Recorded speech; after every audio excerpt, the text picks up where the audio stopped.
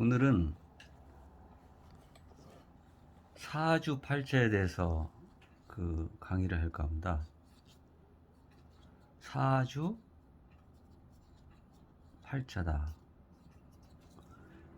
여러분들 사주팔자 많이 쓰셨죠? 팔자를 고친다. 또 사주팔자 할 때 우리가 결혼할 때 사주팔자를 또 보는 경우도 있고, 또 사주팔자를 통해서 자신의 운명을 또 점을 치는 사람도 있고. 근데 한의학에서는 이 사주팔자는 방향성을 의미합니다. 방향성. 그래서 사주라는 것은 네 개의 기둥이잖아요. 네 개의 기둥. 네 개의 기둥은 뭐냐?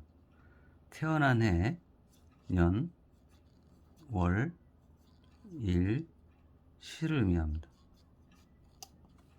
이 팔자는 간지가 포함되어 있거든요. 근데 이 방향성이라는 건 뭐냐면요, 처음에 사람이 태어났을 때 늙어가죠. 방향성입니다. 그 다음 병들죠. 방향성입니다. 죽음. 그래서 방향성을 의미합니다. 한번 태어나면 반드시 죽어야 되는 방향성이죠. 그게 사실은 사주팔자입니다. 그럼 방향성을 또 어떤 의미를 갖고 있냐면요, 질병을 치료할 때 병의 진행 과정, 또 병이 호전되는 과정을 의미하기도 합니다. 또는 경락이 흐르는 방향성, 또 경락이 거꾸로 역행하는 방향성도 의미합니다. 그래서 사주팔자는 방향성이다. 그래서 팔자를 알기 위해서 우리가 사주팔자는 간지를 알아야 하는데, 간에는 천간이라는 게 있죠. 그 다음에 지에는 지지라는 게 있어요. 그 천간은 5개고요. 아니, 10개고요. 지지는 12개입니다. 이 천간과 지지는 제가 아까 그 방향성을 의미한다고 했죠. 그래서 천체는 10방향이고요. 그 다음에 지구는 12방향이다. 그런 방향성을 가지고 있어요. 그래서 천간에는 우리가 갑, 을, 병, 정, 무, 기, 경, 신, 임, 개. 그 다음에 뭐죠? 지지는 자, 축, 인, 묘, 진, 사, 오, 미, 신, 유, 술, 해. 이렇게 해서 12개, 10개가 있어요. 그래서 이 간지를 볼 때는 역시 10개에도 음양이 있거든요. 천간에도 둘로 나누면 5개씩. 그래서 천간의 양이라고 보고요. 이게 5개. 그 다음에 여기도 5개. 음에도. 그래서 지지가 붙는 양은 양끼리, 음은 음끼리 붙어서 5, 6, 30, 여기 30. 합치면 보시죠. 60이죠. 그 60갑자. 회갑이라고 하죠. 61세 때는 회갑이 된다. 그런 원리가 지금 다 알려져 있습니다.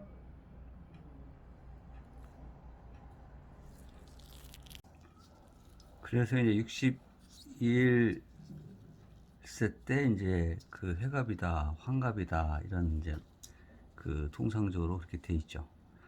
자, 그런데 제가 이거를 설명하는 이유는요, 한의학적 연관성은 뭐냐면요, 이 천간이 사주 팔자에 되는데요, 사주는 연월일시라고 있잖아요. 근데 여기에는 간지가 따라 붙는다는 얘기예요. 연에도 간지가 따라 붙고 여기도 간지가 따라 붙습니다. 이래도 간지가 따라 붙고 이렇게 음양이 따라 붙는 거예요. 음과 양이. 그러면 연에는 2개, 월에도 2개, 일에도 2개, 시에도 2개. 음과 양이 따라 붙었기 때문에 팔자다. 그래서 사주 연월일시고 팔자는 간지가 붙었기 때문에 사주 팔자다 이렇게 설명을 해 드리는 겁니다. 자, 그런데 세상 사람들이 나는 팔자를 고치고 싶어 이렇게 말합니다. 한번 뭐 재물에 대한 팔자, 명예에 대한 그 팔자, 또 우리 흔히 말하는 그 출세에 대한 팔자, 자기 팔자만 고치고 싶다. 그런데 팔자가 고쳐져요? 안 고쳐져요? 지금 설명을 들어보시니까 응? 팔자는 고칠 수가 없습니다.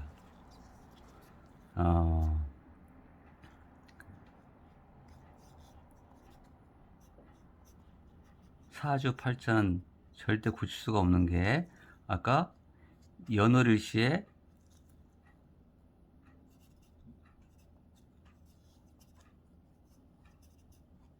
일시에 2개씩 간지가 붙어서 팔자잖아요.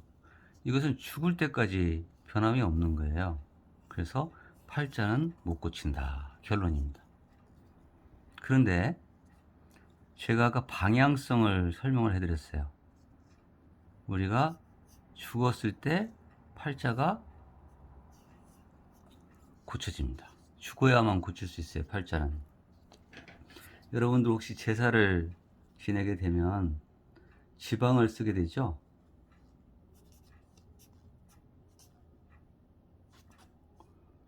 지방을 이렇게 쓸 거예요. 지방. 네? 이 지방에는 남자는 어떻게 쓰죠?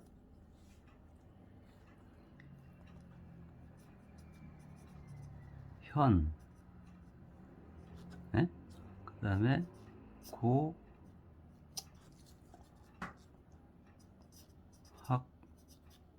학생. 그 다음 어떻게 쓰죠? 부 군 신이다. 자, 현고 학생 부군 시 몇 자예요? 하나, 둘, 셋, 넷, 다섯, 여섯, 일곱, 여덟. 8자죠. 남자는 죽어서도 팔자를 못 고칩니다. 팔자를 못 고쳐요. 그런데 여자는 죽어서 고칩니다. 현, 비를 이렇게 쓰죠. 현비. 그 다음에 유인.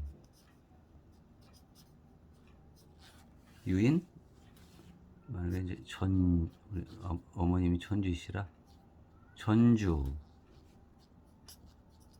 이씨,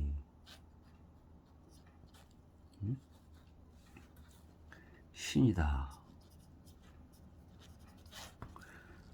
자, 그럼 여자는 몇 자예요? 하나, 둘, 셋, 넷, 다섯, 여섯, 일곱, 여덟, 아홉, 10개입니다. 그래서 여자분들은 죽어서 팔자가 고쳐진다. 살아생전에는 남자는 살아서도 못 고치고 죽어서도 못 고치는 거예요. 여자는 죽어서 고치게 된다. 일상적으로 그렇습니다. 물론 남자는 이제 이 학생의 직위가 들어가는 경우는 죽어서 팔자를 고치는 경우가 있습니다. 그래서 지방을 쓸 때 이 원리도 알아야 되는데, 그러면 이 지방도 하나의 방향성이다. 방향성을 의미하는 거예요. 근데 여러분들 혹시 그 제사를 지내는 의미가 뭔지 아세요? 제사는 친척이나 또 친지나 또 모든 사람이 모여서 질서를 유지하는 만든 예법 중에 하나예요. 예법입니다. 사실은 이건 돌아가신 분이 와서 음식을 먹는다 이렇게 생각하는데 사실은 이 예법은 충성을 의미하는 겁니다. 충성을 의미합니다. 이 충성은 예전에 왕에 대한 충성을 의미하는 거 똑같아요. 그래서 충성을 가르치는 예법을 가르치는 질서를 의미한다. 또 부모의 그 경로 사상을 의미하죠. 경로 사상을 의미합니다.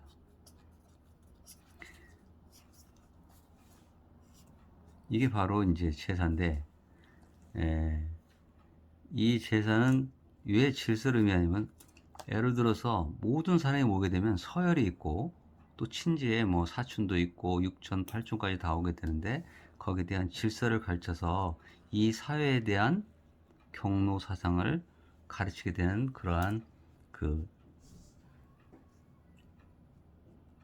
질서를 유지하기 위해서 만든 예법입니다. 그거를 알고 제사를 지내면 오히려 이 제사라는 것은 돌아가신 분에 대해 음식을 제를 지내는 게 아니라 하나의 제도적인 방향성과 질서를 가르쳐주는 아주 중요한 그러한 예법의 하나의 라고 할 수 있습니다. 그래서 아까 제가 그 사람들이 팔자를 고치고 싶다. 절대 못 고친다는 거죠. 그리고 생로병사의 방향성도 연관돼 있다고 했죠. 한번 늙으면, 한번 나으면 늙고 병들고 죽고 방향성입니다. 못 고치는 거예요. 이것은 경중을 의미하는 겁니다. 모르고 왔다가 모르고 가는 것이 제일 중요하고, 그 다음에 늙는 것도 어차피 늙은데 서서히 늙냐 빨리 늙냐, 또 병도 중하냐 가볍냐. 그래서 방향성을 한의학으로 어떤 의미에서는 경중을 약하게 한다, 어떤 의미에서는 속도를 늦춘다. 그래서 사주팔자가 한의하고 관련되어 있습니다. 그래서 사주팔자를 보고 어떤 한의사가 한약을 짓는 한의사도 있어요. 사실은 그 이론으로. 그런데 한의학이 꼭 사주팔자로만 할 수 있는 상태는 아닙니다. 연관성이 있다라는 거죠. 방향성이라는 것은 경락이 흐르는 방향성, 12가지로 흐르느냐, 12경락의 방향성. 그래서 간지가 여기에 들어가 있다라는 거죠. 사주에. 그래서 한의학이 사주팔자와 관련된 한의학 얘기를 잠시 이렇게 말씀을 드렸어요. 또 다른 얘기로 다시 찾아뵙겠습니다. 감사합니다.